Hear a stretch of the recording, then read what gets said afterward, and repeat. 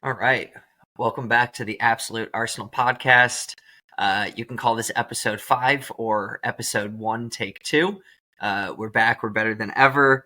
I'm your host, PJ Davidson, as always. And we have new co-stars for the podcast going forward. So I'll let Rob and Christian introduce themselves. But if you guys could give, let's go with your name, where you're from, where you live now, and how you started supporting Arsenal. So whoever wants to go first, go for it. Go ahead, Christian. So I'm Christian. I'm from San Juan, Puerto Rico. I live in New York right now, and I started supporting Arsenal back in 2003. As a friend, he was watching a game, and I don't know, like me, like a lot of people, we just fell in love with Thierry Henry, and ever since, just been Arsenal. Yeah, dude, sick.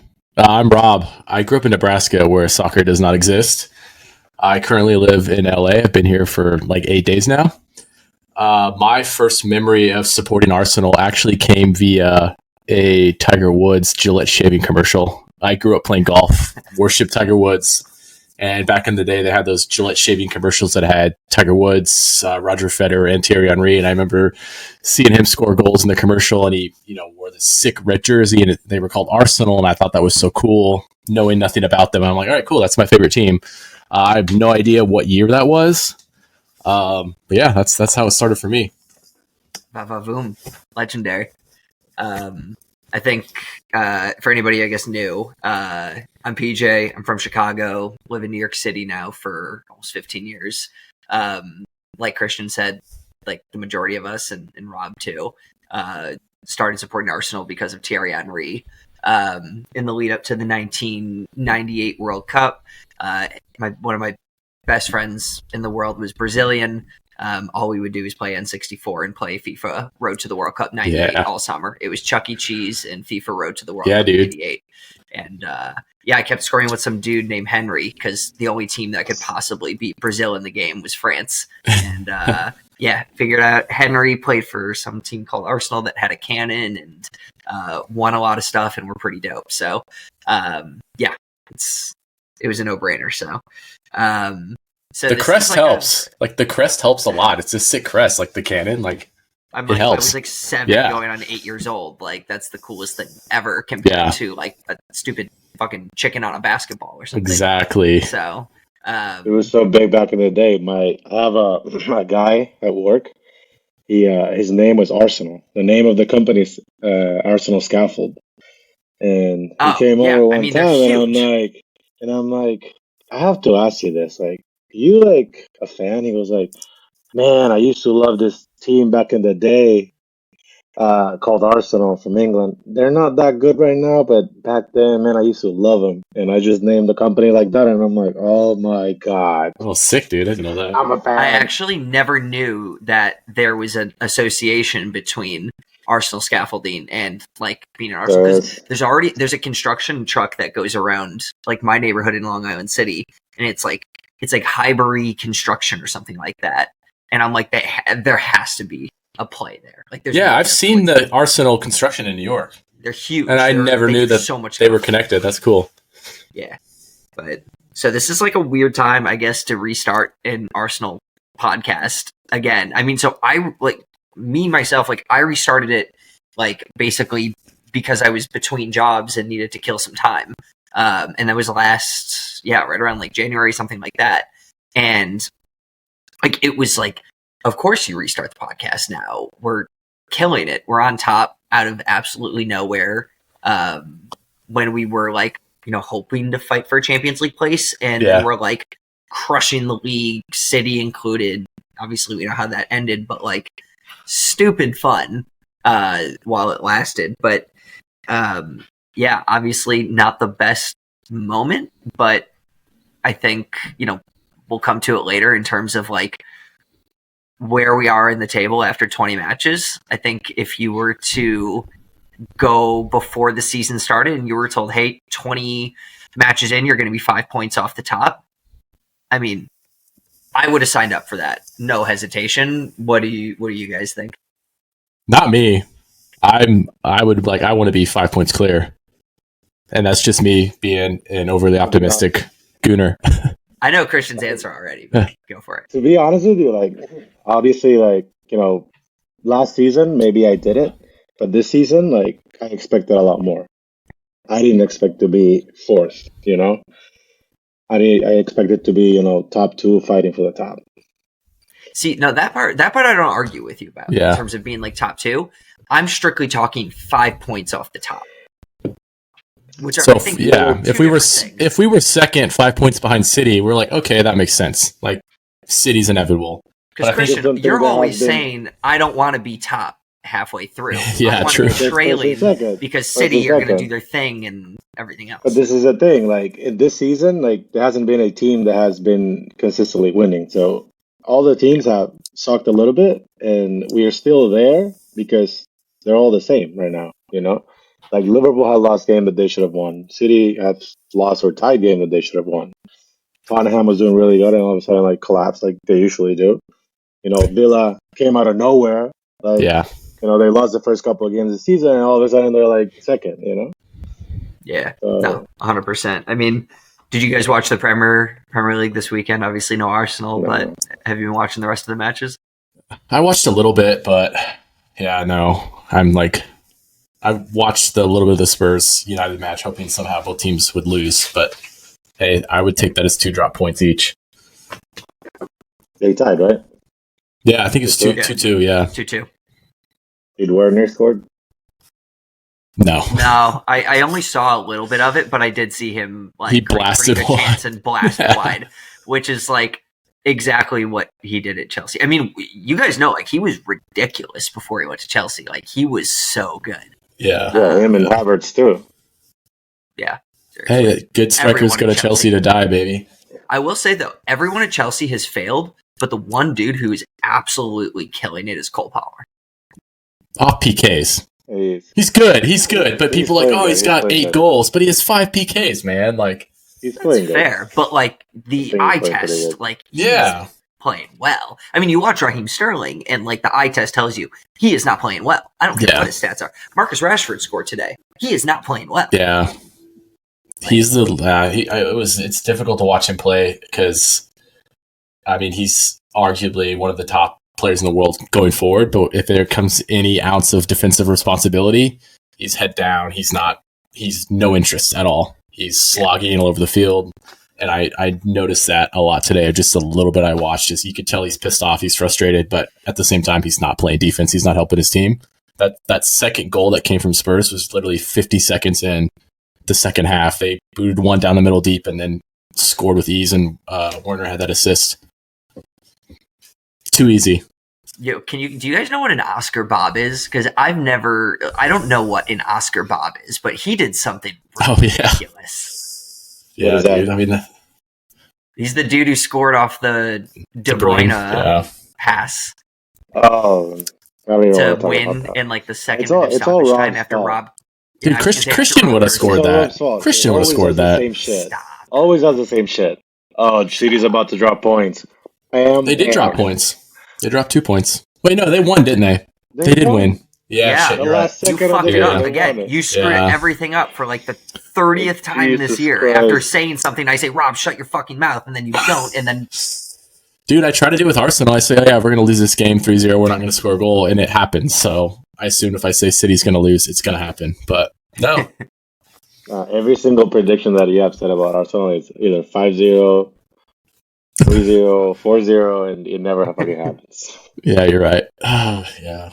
Yeah, so maybe we should change. Yeah, I'll stop doing that. So, all right. So I did throw out an ask for questions. I got a handful, which is pretty awesome. Since it's only like our first time recording together, which is pretty sweet. So I will kind of chuck through them because they're all pretty logical. But first one is just straight up. So Will Godinez asks, how should Arsenal approach January? Obviously, I think on paper you look we need to score goals. We need a striker.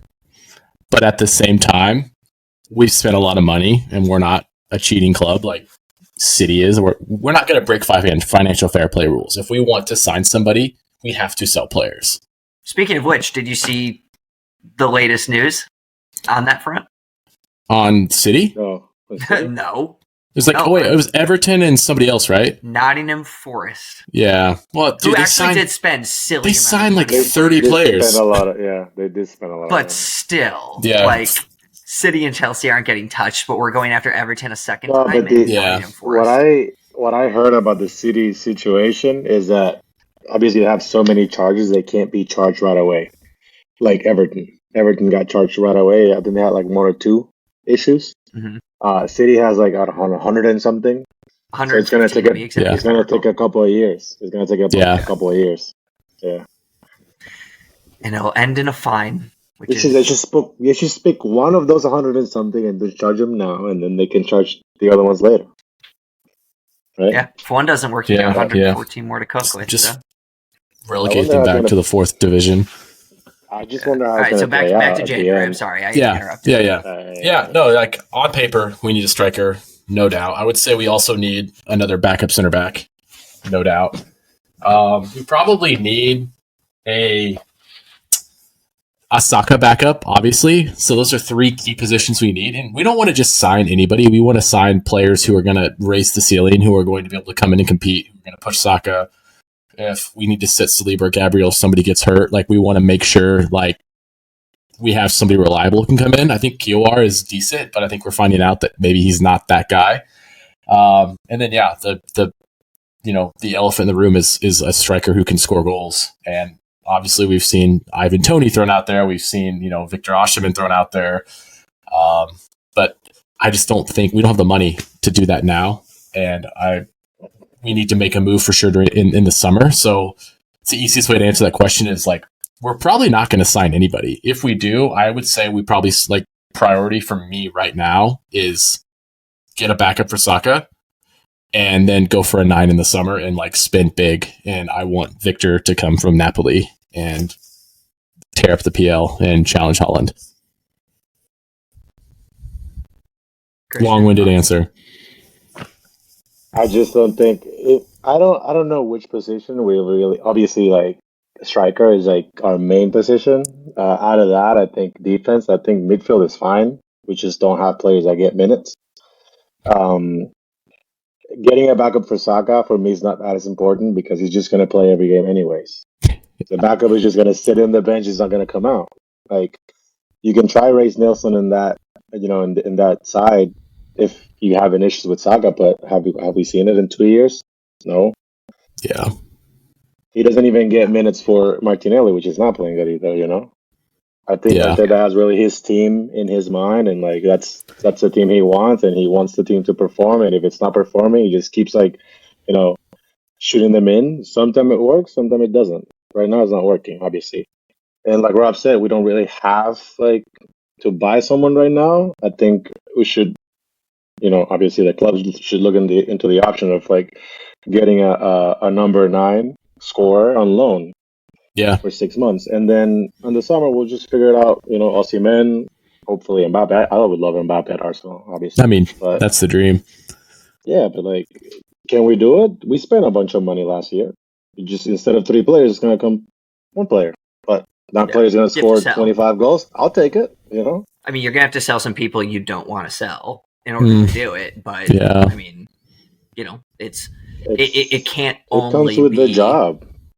No, of course. But I'm saying you can't only sell the guys you don't want. Like, of course, we don't want to sell like Ramsdale, Smith Rowe, but they're not playing and they can be worth money. But I'm saying like that's still probably not going to be enough if you were to sell Eddie, Ramsdale, Smith Rowe. I mean, I don't know who. Like those are the 3 easy, obvious candidates. Like you'll probably have to part with, I would sell Vieira before even like Smith a Ben Rowe. White. Yeah, I said, Christian, people you can get money for. Nice.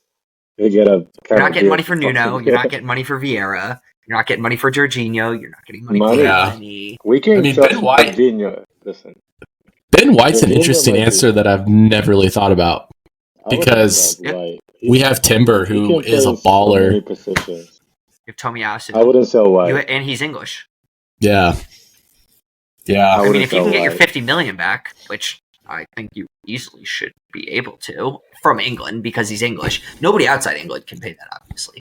Yeah. I also can't see Ben White leaving England because Yeah. I just don't think like his attitude. He could Yeah. go somewhere else. He just I doesn't don't- care enough to want to go play. I think he's too versatile to leave it, to let him go. Yeah. It's tough, He can play in dude. so many positions. That's why I don't want to be I manager. don't know.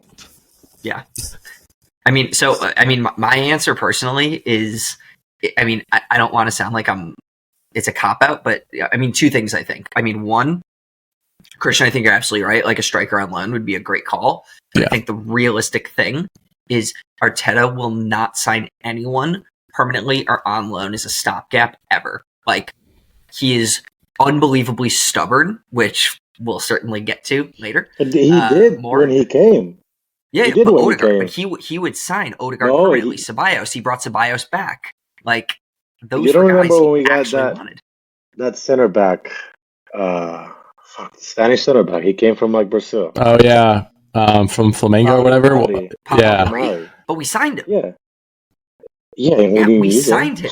I'm saying guys we would sign. So, but I'm saying, Oh. but back then the bar for signing someone at Arsenal was so much lower. Now because it's so high, we're not going to bring in a stopgap for 6 Yeah. months that we don't seriously think we would want to sign.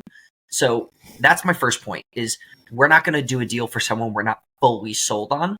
Number one, and then number two, I think January in general, like if you want to get something, you're going to have to significantly overpay, or you're going to have to take advantage of a very niche opportunity.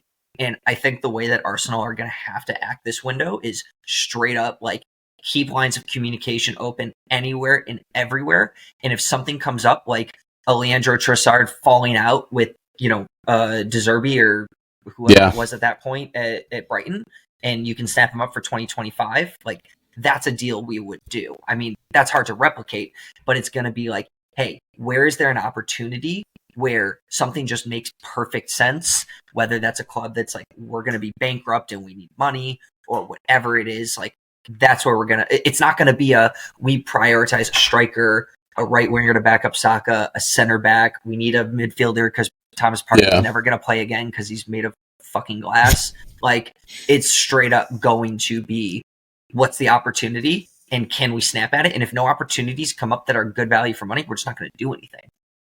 And we're going to stay as is, whether we like it or not. which I is agree. nice. I mean, we also have Kai Havertz, who we could put in at the 9 and have somebody else play that like left mid role. So We're- this is going to be an unpopular And we opinion. were talking about I- winning goals.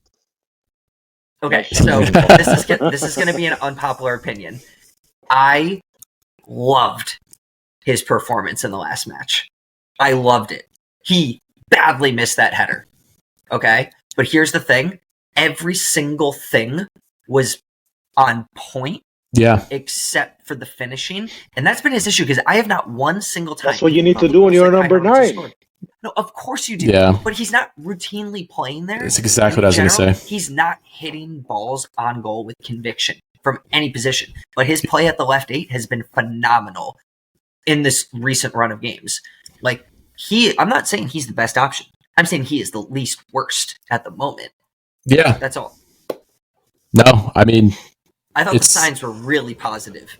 And Yeah. I think there's a lot of good to take from it, but there was also a lot of shit in terms of not finishing and missing a header from 2 feet away when you're 6'4" and are great at getting on the end of balls. So he's good because he is 6'4". He's always in the right position. The issue we have is like when we have Jesus at the 9, or sometimes Trossard is playing at the 9. Like they're not in the box. So there's 4 defenders standing there with nobody to mark because we don't have a guy in the box. But Kai's in the box, which is going to suck up a defender or two, and a ball falls down to Saka or to somebody else. Like there's a goal. And I think the biggest thing with Kai is his positioning is fantastic, and it creates lanes. That's why when he's at the 9, we seem to get more chances. Now we just need to finish the chances. I mean, we had 63 shots in the last 3 games with 1 goal. That's a problem. The goals will come. It's going to come. we just are going through where Havertz isn't scoring, Saka can't score, Trossard is in bad form, Martinelli's in bad form. Like the fact that all these guys happen to be in bad form at the same time is just coincidence. And I said it they're hopefully the other day, but I kind of, like the idea is to bring Giroud on a 6-month loan deal. If you want headers, that's the guy. I mean, he's the best in the world at it. That's there's the no, guy. There's no one better. It's not even close. That's me, at least. And he would definitely come. So, another question that we got was from Ben Neistat, and he wants to know about Arteta's subs. Why aren't they coming earlier? And will it change? Christian, I'll let you go first on this one. I know you got a lot to say. Hey, just don't think it's his inexperience. That's what I think it is. And he's been doing it constantly for so many seasons. We've been 4 years with Arteta. He always does the same thing.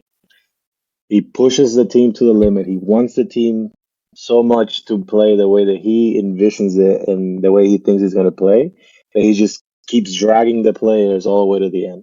And then we're losing 2-0, and then there comes Nelson, there comes, Smith Rowe, and like they have 5-10 minutes to like turn around a game that we were miserable the whole time, wasting chances. Like, even if you don't want to do changes in the middle of the game or halftime, whatever, and change your fucking initial, your starting 11.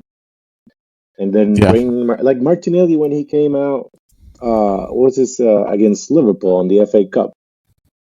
Obviously he took out Reece Nelson, which to me was the best player in the game for us. He took him out, brought Martinelli in, and Martinelli came in, motivated. He wanted to make a difference. 100%. And obviously, I would have loved to see Saka going to the bench. I love Saka, but he's not playing well. And if he's not playing well, then you need to sit down. But then Saka comes out in the 90th minute? Whoever comes in, what is he going to do? Nothing. Yeah. What are you going to do? It's like Eddie said on the All or Nothing. He's like, "Will you expect me to come in the 5-10 minutes and just score a goal? I need to play." It is true. Yeah. And then now Eddie gets chances. I guess maybe the other players need to open their fucking mouth and start talking shit.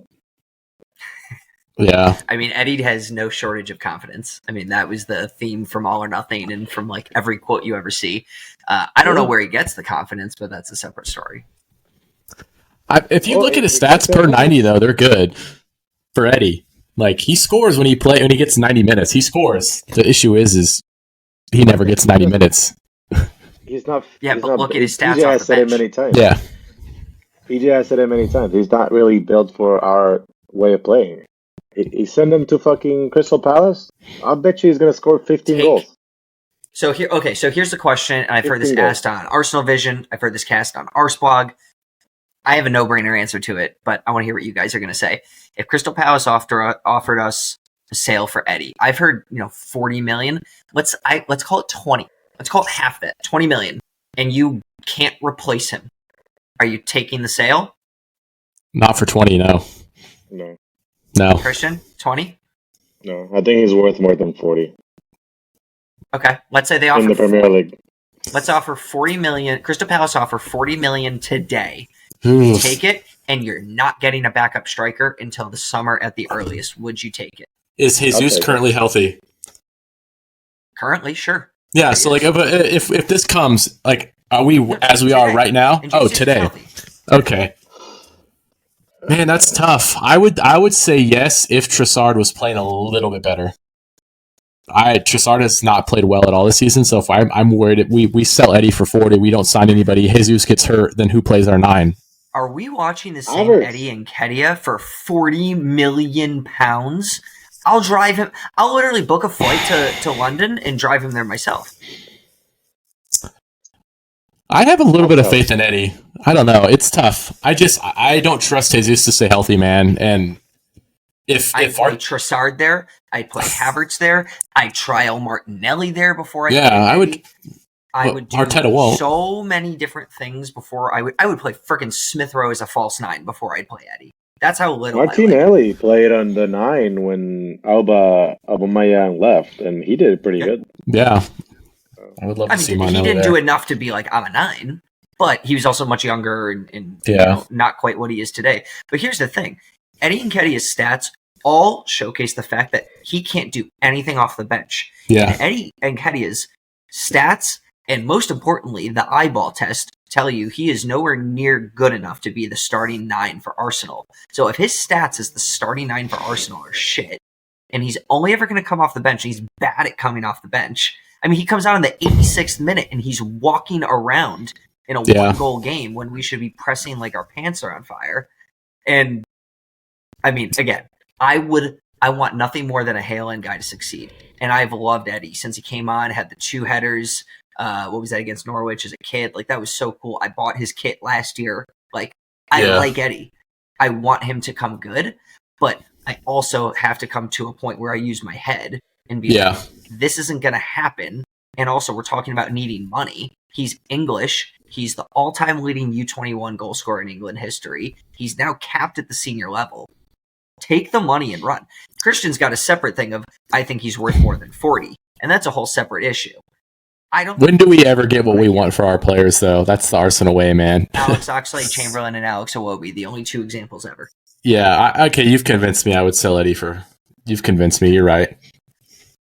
All right, good job, PJ. You convinced me. Yep, sell Eddie. Have I convinced you?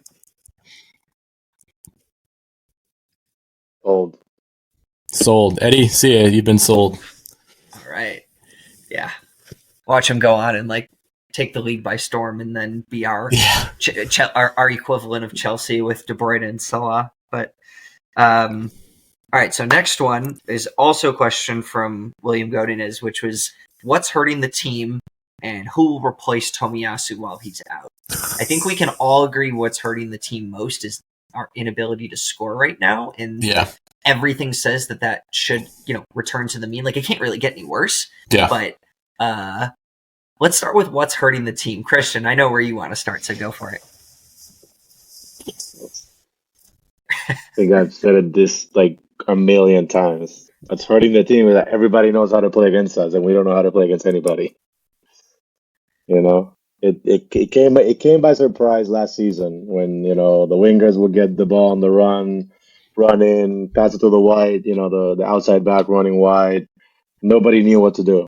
In the second half of the season, everybody knows what we're gonna do. They double up on Saka. Poor Saka is like run through the floor, through the crown in every single game. Plays 90 minutes every game. Tired, gets pressed, gets hit, gets fouled, and I think it's just that we just don't have a clear we don't adjust to teams. We only adjust to big teams. Like when we played City, we played really good. Yeah, they had 1 shot on target. When we played Brighton, same thing. Because Brighton has they do the same as us. They just play their game. And then, I don't know, we play Fulham and we just can't be better than Fulham. We play West Ham, we can't be better than West Ham. I think player-wise, I don't think it's hurting us. I think what's hurting us is our game plans. So I think the common theme is there's no plan B, let alone Yeah.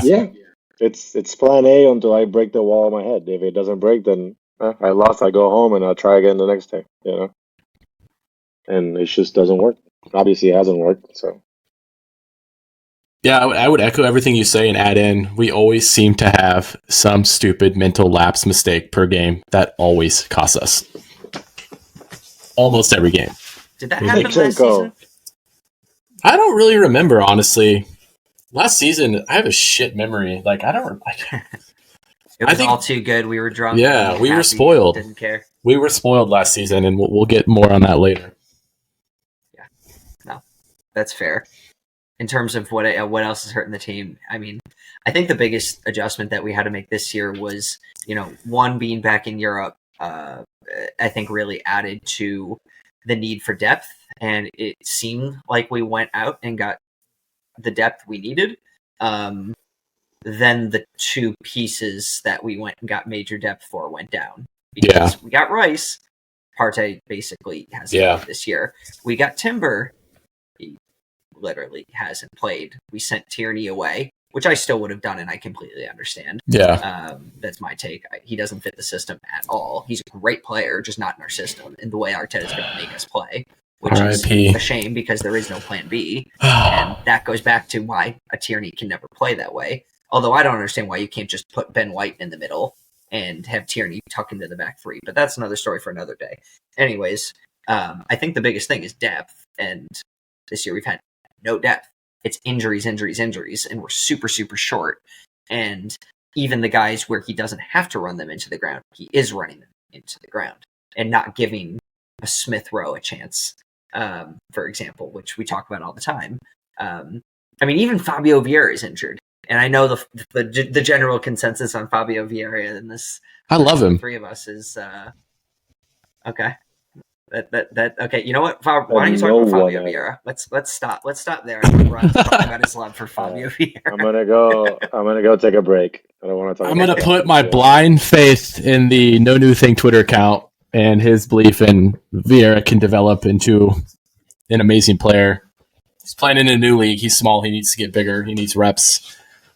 We've seen him come in and have, like, I don't remember who he played where he came in and it felt like every time he touched the ball. Yeah. Every time he touched the ball, it felt like he could do something. And he comes in at a sub, and everybody it's tired.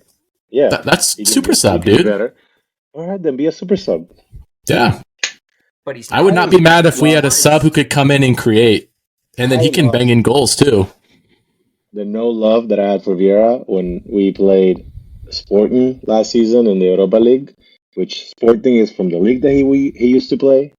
And I don't know if he used to ball against them because I've never watched, the Portuguese league, but the way that he played shit. Yeah. Absolute shit.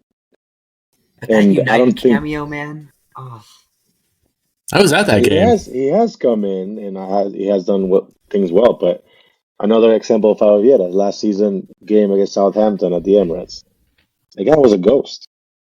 He was literally. Dude, I don't know how you remember this stuff. Was that the match that Eddie hit the post in like the last minute or something like that? That's the 3-3. It was 3-3 in the Emirates. We should have won that game by. Oh, we were up 2. Was that? Wait, did you say West Ham game or Southampton game? No, Southampton. They were. Was that when they scored in like the first 15 seconds, right? Yeah. No. That was the Reece Nelson match. That was the Bournemouth Reece Nelson match. I have a horrible memory, guys. I don't know what game we're talking about. Southampton also scored pretty early. That's when Theo Walcott scored a goal. I think they scored the second goal. Okay. Yes. He buried us. So we came back. You guys both know my cat is named Theo after Theo Walcott, right? Now I do. Yeah. He's chilling over here, but yeah, cat is Theo. Otto is named after my college mascot, Otto the Orange from Syracuse. And Olivia doesn't have any Arsenal because that was just not going to happen. But if I have a boy, and my wife knows this, we already know what the name is, and it's Mikel. Named after my favorite Arsenal player of all time. And El Nini. No debating ever. Yeah, his name's going to be Mohammed. There you go. His name's going to be Eddie. That fits your Jewish heritage, PJ. Exactly. Yeah. It'll be Mohammed Fabio Vieira Davidson. Oh, I love it. Yeah. Perfect. That sounds good. No, wait, hold on. Let me guess this, though. Did you already say? You didn't already say, did you? Aaron. I'm not going to confirm it on this, but you should know who my favorite Arsenal player of all time is, and it's not Thierry Henry. Is it Aaron Ramsey? It's not Henry. I'm not touching it. It's not Aaron Ramsey. I'm not answering anymore. Okay. Let's move on. All right. Spanish. It's Robin Van Persie. Short. Yeah. His Spanish is really short. Yeah. Totally.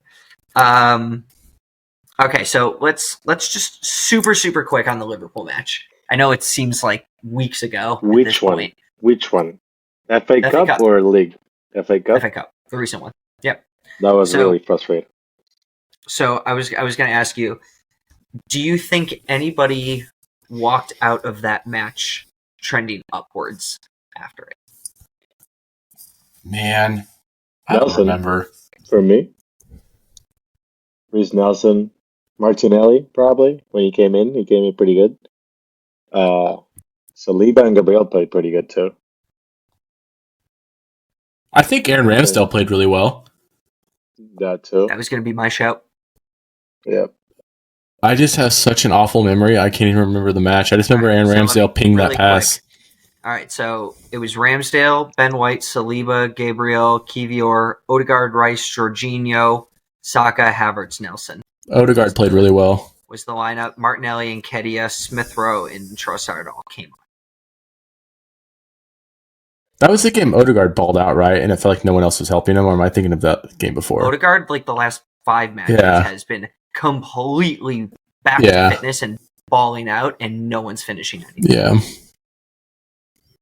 The name that I'll say, because I agree with Ramsdale, I thought Jorginho played a phenomenal match. I thought he did not put a foot wrong. I just don't think, like, Jorginho... I mean, he played good, but he always plays good. He plays enough, you know? Yeah. But he's also, different to the table. For all facts and purposes, though, I'm not counting that kind of advanced, central midfield role that we'll say Odegaard plays, even though he's usually off to the right. I don't think you can realistically do much better with your 4th straight central midfielder than Jorginho. Dude, he's the Derek Fisher of the Premier League, man. Like, you know what you're going to get. He's experienced. Like, I thought that was a great signing for us to make, especially when pace. But if we're up and we need to calm a game down and control possession, like, I feel like Jorginho's, and he's such a great leader, and he's probably doing so much more off the field with our players than we're seeing on the field. And I think that's also very important because you know how important the culture of the club is to Arteta. And a guy like Jorginho is like the type of guy you want to, be within the club to build this culture, winning mentality, the way he plays football, the IQ that he has. Yeah, I don't really remember him playing in the game, but I trust you that he played really well. But that's kind of the point. He didn't mess up. I remember the game against Spurs where he fucked us. But well, out of that, he doesn't really make mistakes. It's just he's reliable. He had the one howler, but that's once in a blue moon. Even for a Jorginho and a pace, like you didn't notice him. That's kind of the point. Yeah, he just kept things ticking. He did his job. I didn't really notice him either, and that's exactly what I'm saying. I thought he was great. Yeah. So, all right. So let's go on the flip side.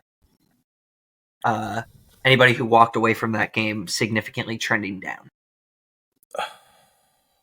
I'm stupid. I say a couple. Start with one, and we'll see if Rob wants to add. I think Saka. Ever since he got that new haircut, it's been downhill. That was the worst match I've ever seen him play for Arsenal, including when he was a kid. Just, it's the second game he plays against Joe Gomez, and he can't take him once. It's just not who he is. Yeah. He's strong, he's fast. That might be it. That might be why. Yeah, he's not fit. There's multiple reasons. But Ben White's not fit. Saka's not fit. Yeah. No way. Ben White's definitely not fit. Ben White hasn't been making the overlapping runs at all lately. I don't know if that's tactical or if it's like he's not fully fit and that's just not going to work and we can't break him because Tomiyasu's hurt and gone for the Asia Cup and Timber's out, obviously. It's a shame, dude, because I think if we had a fully fit team, I don't see anybody beating us. But I wouldn't be against using an academy player, giving a debut. Walters or Sousa. Freaking Hector Bellerin, when he came in out of nowhere, he played pretty good when he came in. And he just stayed in the team for until he got injured. Was it Dortmund was his first start or soon thereafter in the Champions League? He came in, he was a bullet flying down the wing, up and down, up and down, up and down. Pre-ACL. He got injured, but why can't we just bet on an academy player to come in and surprise everybody? Saka did. Can I play devil's advocate for a second? Yeah. The team that Bellerin walked into, I think we can say was a significantly lower level than this team. I think that's the element of the argument when it comes to Arteta and not playing youth. I mean, Omari Hutchinson's brother, even though I disagree with him, was going off on Instagram about, you all were tearing my brother down. Look at this. Every other major club played a kid. Arsenal didn't, and they lost. Isn't his brother like the 8th choice winger at Chelsea or something right now? I don't Who's think that? his brother's even close to anything. Yeah. What are we talking about? Omar Hutchinson. Oh, Do you know what happened? no. His brother like made a post basically talking shit about Arsenal, how he never gave his brother a chance when This like is why what he left and went to Chelsea. It wasn't a money grab. Okay. Probably like and the 26 first thing year Chelsea did was contract. sign the first thing Chelsea does is then sign like 6 wingers. So But I mean, I think there is some truth to what he said. Yeah. Do I think it is the truth and why Omar Hutchinson left? Absolutely not. Give me a break. But I would say that, I mean, but Arteta is also the same manager who gave Charles Sago Jr. a literal start in what was that Champions League group stage, or was that League Cup or whatever? I think Dude, it was how League Cup. many players from the academy have done a debut with Arteta? I would love to check that because that's the only one I remember. Him giving Yeah, him same. the debut. That's the only one I remember. Because Saka Yeah. was already in the team under Emery. Saka- Smith Rowe was in the Emery team. literally When brought Smith Rowe in saved his job. Saka, Smith Rowe. What's his fucking guy that left for Newcastle? Wilcott. Wenger played Eddie. yeah, I don't think Oh, Emery did really it? had a choice. Eddie's The not that team he young. had. That's the other thing, guys. Like, Yeah, Kai he's not. Havertz Yeah, is younger than Eddie. Eddie's yeah. 24, no, is it? Eddie's 24, 25? Just saying, Kai Havertz is younger than Eddie. You look at Kai Havertz as like a veteran. You look at He Eddie, feels like he should be like 28 or 29. Yeah. So it's kind of nuts. Yeah, I mean that's kind of crazy, but I mean, I don't You know know what what? the I'm gonna question Google is, it but right now. Academy Arteta, I don't even know. It's tough, man. Oh, man. There's got to be some sort of trust factor there, and I I also don't. just don't think there's the same level of player in the academy right now, and that's not a knock on anyone in the academy. It's just, how often are you going to get a Saka, a Smith Rowe, an Nketiah, whatever, who's like this goal? I mean, Nketiah wasn't truly Hale End. I mean, he was a Chelsea reject, but So he has given one guy, Ethan Nwaneri, in the Premier League. True. One. On And we the kept Europa League. He didn't leave. He resigned. On Europa League, Balogun, Assis, and Cottrell. And then Carabao Cup, Patino, Hain, and Sagoa Jr. I want to talk about Patino for a second after we get through this segment, because I forget about him. What did we do with him? He's at Swansea. Is he on loan or did we sell him? No, He's no, second so- loan. Yeah, so he's Perf. on loan at Swansea right now. So there was a big rumor in the summer that he was pushing for a sale, which came out of nowhere and didn't really fit the mold of anything we've ever seen or heard of Patino, because he's like Arsenal through and through. Yeah. Like, he's done some really awesome like philanthropic stuff. Like he's very into like the community and like that. It's clearly the club of his heart kind of vibe. Like that struck me as very surprising that he already is like, nope, I want to go somewhere else and play first team right now and I want to sail. That didn't make much sense to me. I fully think he can and should be part of the first team Yeah. next year. Yeah. At least in the first half of the season. He has played every single game on loan. He played He's done well. 30, He's scoring goals, 37 assisting. games with Blackpool and 21 games so far with Swansea. He's doing Yeah. So he's not riding the bench like other loans that we have. And sell party, baby. I love mean, Thomas Partey. El Neni's going to go. I mean, he's not coming. We're not giving him another 1 year. Yeah. There's just no way. The only way he is staying at Arsenal is if he retires and starts coaching. Yeah. That's the only way he's staying. I mean, there's a lot of rumors about him going to Turkey this month on a permanent deal. I don't really care whether he does or not. It's not going to 60 million. I mean, hey, Saudi Arabia, sure. That'd be great. But that's another story. So I don't know what's not to like about El Neni, to be honest with you. I like when he plays. I He brings I a like lot when he of plays energy. too. I like when he comes on after like the 84th minute. I don't 7 want him minutes really of playing. like everyone. Pyramid Pirlo.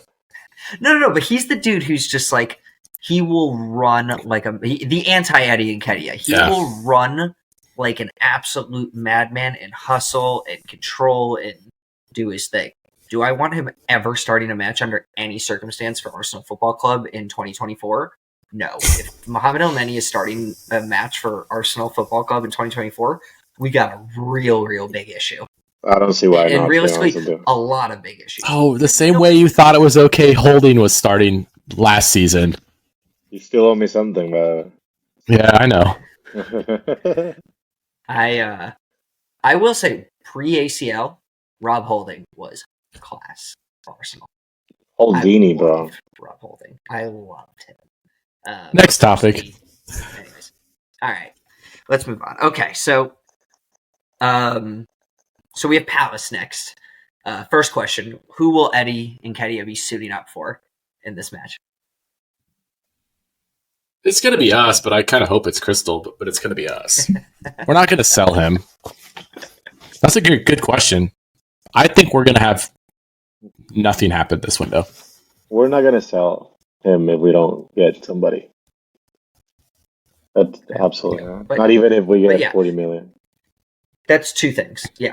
Even if we were off at 40 million, we wouldn't do it. I mean, I think all of us, most Arsenal fans would, again, drive him there ourselves. It's not a very far drive, let's be real in terms of, the distance between North London and West London.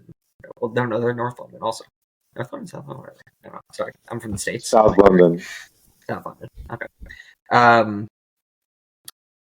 Who is your 11 for Palace that you want? Who is the 11 we're actually going to get? I can go first. Go for it. What I want. Well, let's do this. We're going to go line by line. Okay, yeah. And we'll each go. So, what keeper do you want? What keeper is it going to be? Go for it, Rob.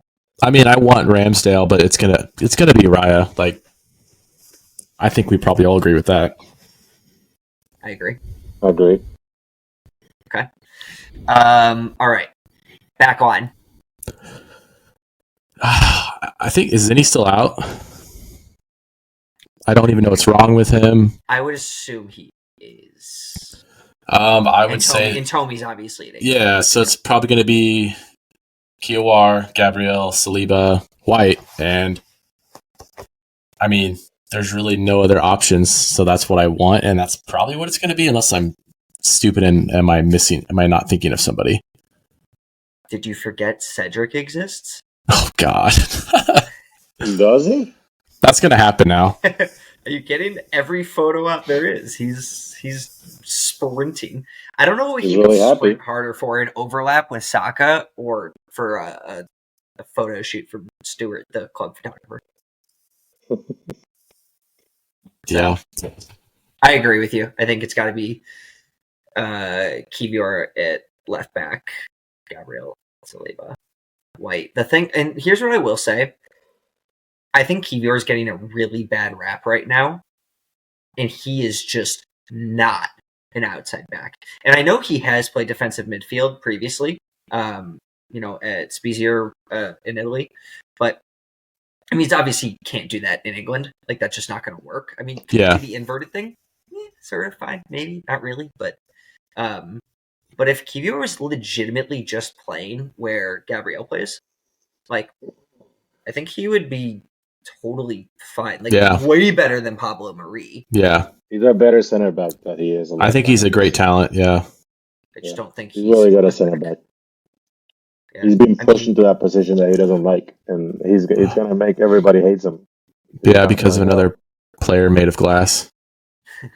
I mean, it stinks because the thing is, like, when he went, so for example, the World Cup, when he made the Poland national team, and I remember Lewandowski said, never heard of this dude.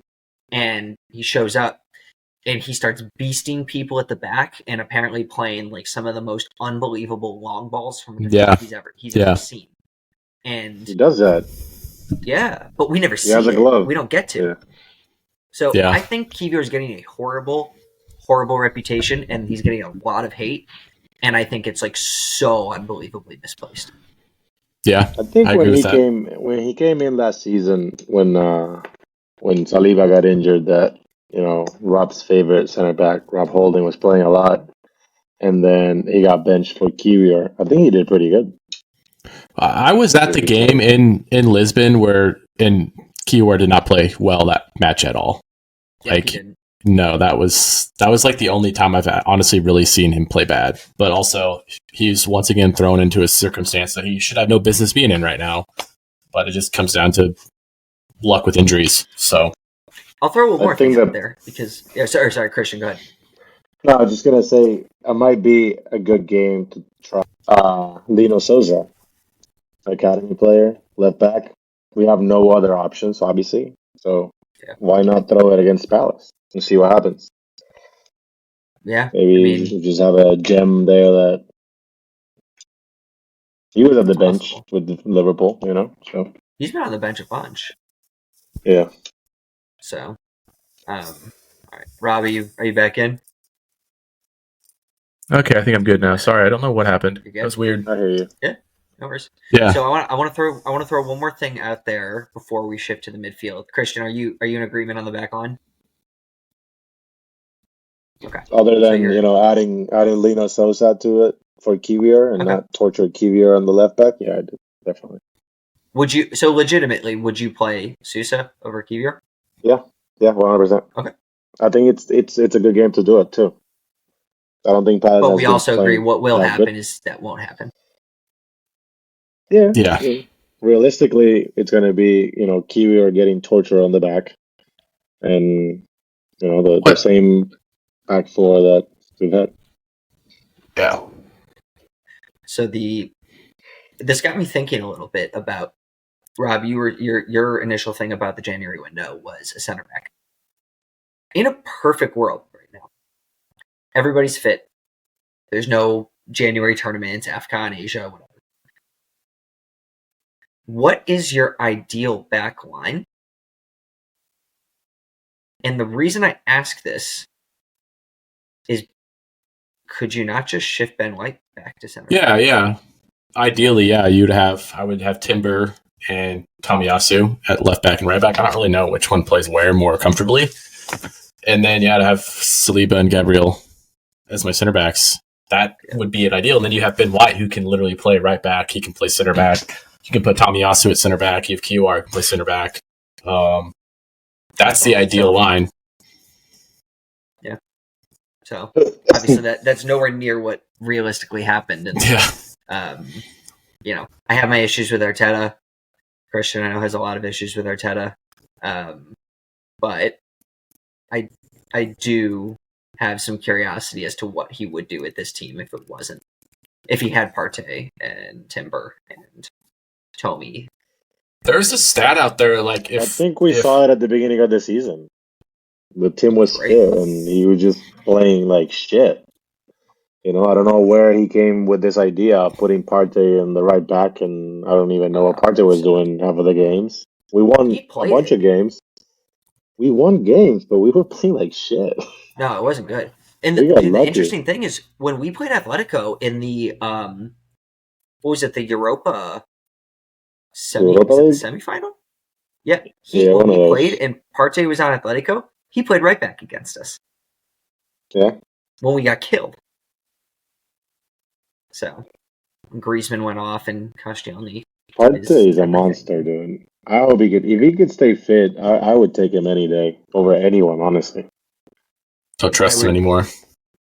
I agree. I don't. I trust told you him. we should have sold him last summer, and we could have more money to do something now. But instead, we have a player who hasn't touched grass.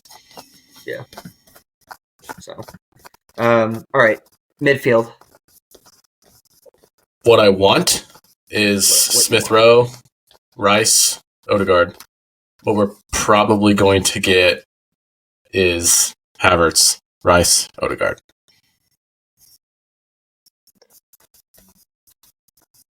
I want the same as Rob. I want Smith Rowe to get his fucking chance. on Rice, and I want Odegaard, but I think Jorginho's going to play for Smith Rowe.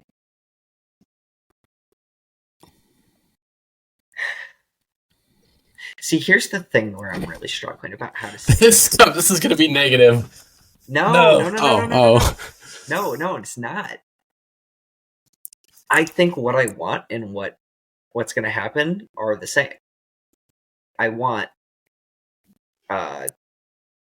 Rice, Havertz, Odegaard. I think Havertz at the left 8 has been phenomenal, and I think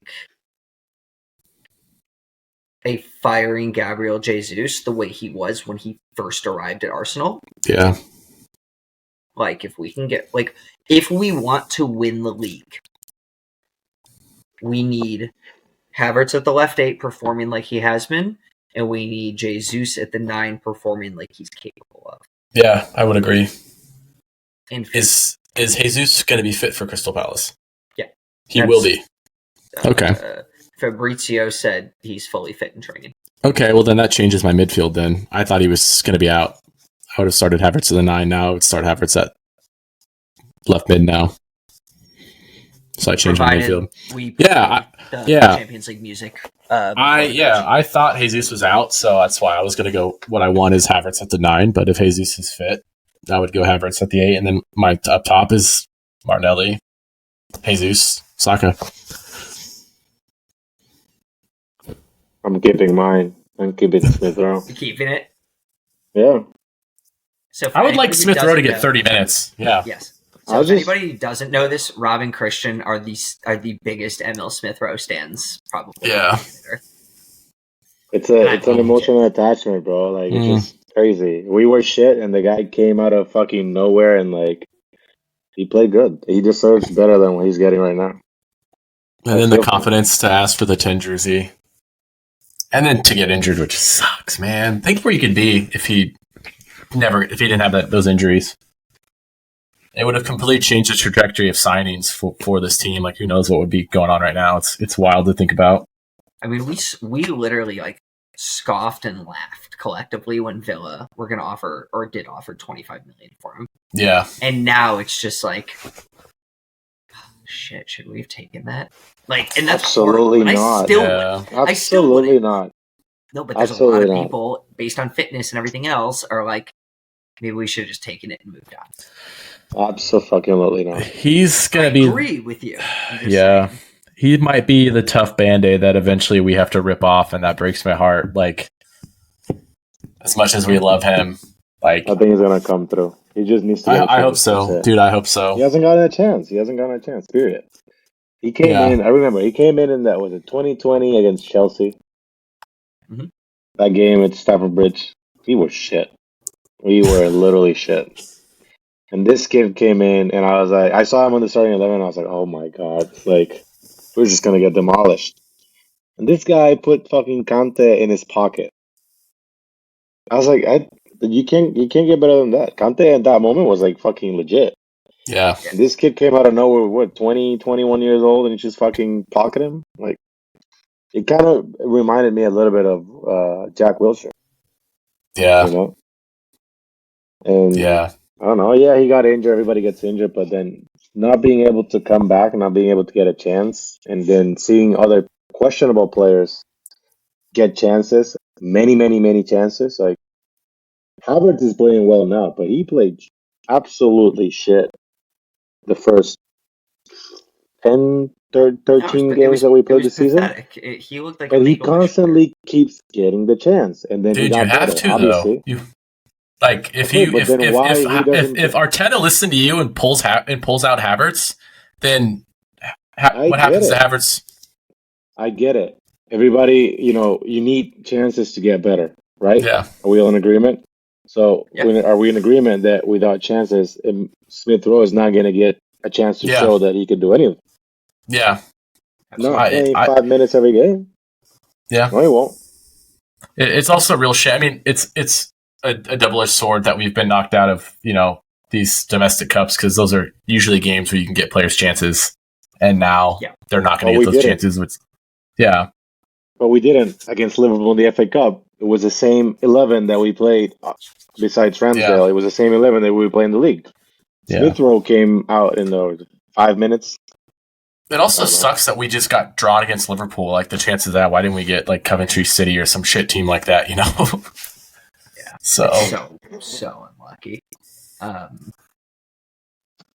Yeah, I mean, but I think this is the other part of January, which is, like, I think we also need to, like, take a look in the mirror. I know we have depth issues and whatnot, but, like, for the long-term success of Arsenal, like, there are players who need to go on loan. Like, Fabio Vieira needs to be on loan the rest of this season, straight up. There's no reason to keep him and Smith Rowe. There's no reason at all. And I understand a lot, people will say, well, Fabio Vieira can play on the right wing and be the backup to Saka. He's left-footed. Like, there's a lot of clamor for that. And Arteta's played in there. Would you? But he has played in there. He doesn't do anything. I'm not saying I disagree with you that he hasn't done anything. If anything, I'm saying I agree with you. He needs to go on loan and go get minutes consistently. For us. Would you put Fabio Vieira on the right wing ever? Would I? No. Yeah. But the manager of Arsenal Football Club has and will continue to do it, and that's the issue. Maybe can we send Smith Rowe and Vieira on loan to Brentford, and they just loan us Ivan Toney for the rest of the season? Well, the issue with that is they not don't in have a form striker at all.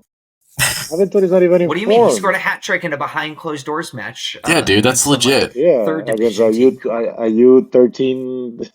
Give me a fucking break.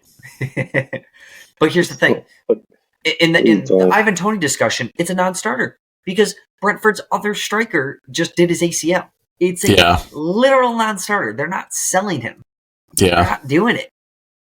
So they could put Fabio Vieira at striker. Would you take Toney? Would you take Ivan Toney? No. I would only take him on loan. I think he's a glorified Eddie Nketiah. That's it. He's not going to bring anything different. No, he's better than Nketiah. But here's the thing: he's going to cost at least 80 million freaking quid. Yeah, not worth it. That makes no sense. If you're going to pay 80 million quid, you are paying for. I mean, at that point, you probably go up to 100, and you pay for an absolute sure thing. You'll pay 80 million quid for a guy that you're not even sure is displacing Jesus. That's crazy. And I know the market is crazy, and thanks to Bully, appreciate it. But you know what I mean? Like that's just nonsense. I would rather take 4 20 million quid punts on players from Portugal, Brazil, and Uruguay than go 80 million on Toney. I would save that money and either, Osimhen or Mbappe, honestly. Just save it and just spend it. Yeah. I would take him on loan if they offered us a loan and it made sense, sort of the Raya deal. But I would never spend. But okay, time out. The Raya deal's not a loan. Yeah, I mean, if we could get this player as a loan, they would just not necessarily how we got Raya as a cheap loan. I know we have to pay for him at the end, but if we could get Toney on a loan, why not? Sure, yeah. If we can get him on a loan, that's the only way I would take him. I'm saying, if I could find a way to get him on loan, I would take him on loan, but I would not pay for him. Yeah, I mean, so you're going to pay his full wages, which honestly is probably not that bad. Probably 100. At Brentford, probably his wages are. Yeah, it's probably not that much. But if the loan fee is 20 million quid, no, because if it's under 10. That's why I would say, hey, what if we send you guys take Vieira, we'll take Toney, plus we'll pay you $10 million. And if he scores 6 to 8 goals that are crucial goals, that's worth it to me. Especially if Jesus is backfiring, if Havertz gets in there and starts firing, if Saka's scoring, if Martinelli finally scores goals, dude, we're missing him. So if it's not Toney, which I think we can all agree, they're not letting Toney go under any circumstances, unless someone makes a bid that's so unbelievably silly that even if they got relegated, would make up whatever. You know what I mean? Who are we getting that deal with? I don't know that there's anyone. I mean, literally, the strongest rumor I've seen now is that Benzema hasn't shown up for training since. I was gonna bring that up, dude. And let's get him on a No. 6-month loan. Please And I'm just like, guys, this was 10 years ago. It's like Higuain, dude. Same thing. Yeah, Luis Saha, like let's keep naming guys. Yanam Villa, like who else are we gonna bring in? Hassam Aouar, the Lyon player. Damn. I wanted him really bad, but I don't know if he would have Everyone wanted him. Yeah. He's a mess. Just bring Lacazette back. Okay, I'd keep it Kedia. I don't know. Like, what about? I haven't watched him much, but that dude at Bournemouth is like scoring Solanke? goals. Yeah. Do you think like is there any way we could do a loan for him? Is it Wolfsburg? The German No. guy? You talking about the German guy? No. What's No, is he Dominic German? Solanke, the guy from Liverpool who Bournemouth bought for like 20 million without him ever doing anything. He's actually been decent. I mean, the guy honestly that I would kind of want to go back in for, but won't happen, is Calvert-Lewin. Yeah. I don't think I wouldn't. I don't know. I like his profile. I think his profile fits this team. That's why. I would only want a loan. I would not want to sign anyone permanently right now unless somehow we can break the system and get Victor. Like for me, if we get a 9 right now, it has to be like a loan to the end of the year just to reinforce our goal scoring and then see ya. And then we go buy who we want. Yeah. Well, there's so little money outside of in Europe outside of England, which isn't part of Europe anymore, is it? Right? Or they're not part of the UK, whatever it is. I don't know. Something like that. Yeah, who cares? Anyways, like you would think there are teams outside of England that are going to stay up in their league and desperately need money, and there's a striker to be had. Like that's probably the most realistic way we do it, but they're not going to want to let him go in January. That's the issue. Yeah. But if you overpay enough, and they're going to make an English club overpay, every single club is doing that right now. But I don't know who there is. That's the issue. Yeah. That's why, dude, we just need our players to score goals. Jesus needs to score. Martinelli needs to score. And Christian, we never got your front line. I realize we went way into the abyss. So you're starting, just to go back, you're starting Rice, Smith Rowe, Odegaard. Who's your front three? And let me preface real quick before you give yours, which is I'm agreeing with Rob in terms of Saka, Jesus, Martinelli, but I'm only doing it because they're getting like a 2 week break, like fresh, not having been run to the ground, new start. No one has any form. That's the only reason. If this was the following weekend after the last match, I would give you a very different lineup in terms of the front three. Very different. So, Christian, go ahead. I would still bench Saka, honestly. I would probably start either maybe I would like Havertz to play. So maybe I would just put him for Smith Rowe and then put Smith Rowe on the left wing. Play Jesus, and then Nelson deserves a chance. I think he played really well against Liverpool. Yeah. Interesting. I think they should. The team should be. No player should be untouchable. And that but might did be you just one of the say reasons. Earlier Martinelli came in against Liverpool and played really well, and now you're gonna bench him? Okay, so he has played like shit for 15 games, and now because he played one game well, like he's just, fuck no. Do it like everybody else does.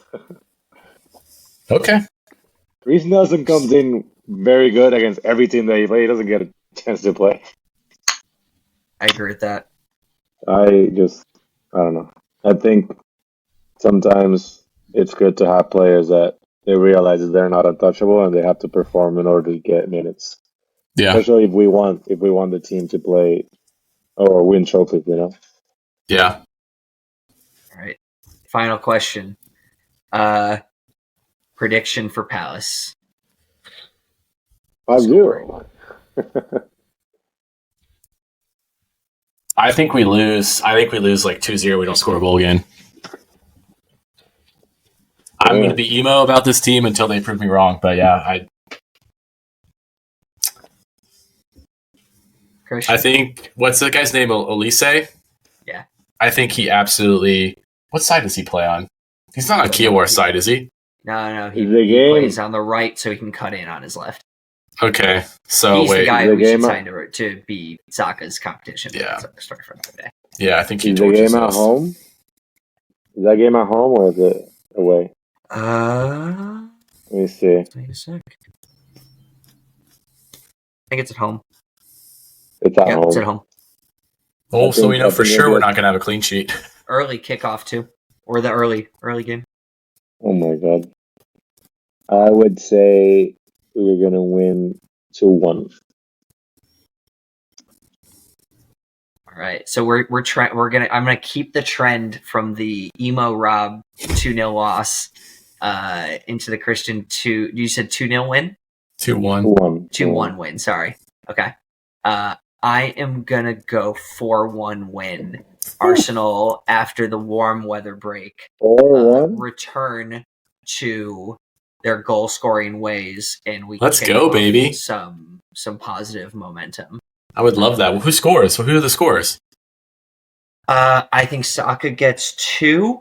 I think Havertz gets 1, and I'm gonna go Gabriel on a set piece header. Okay, so Jesus still no goal. Martinelli still no goal. Interesting. I didn't even think about it before I answered, so I'm just gonna stick Yeah. with Yeah. the knee-jerk. Yeah. Well, Reaction. I hope you But guys are right. We do give away one stupid goal. At Oh, yeah. 2-1 or That's 3-1, normal. but we answer right away with Yeah. the goal, and the Emirates gets loud the way we did last year. Every time we went down or someone made a mistake, and they Oh, put yeah. them up, and we instantly scored. You I knew think we were do going to that win. again, and it jump starts the back half of the season after everybody's warm weather Dubai trip, and hopefully no stupid haircuts.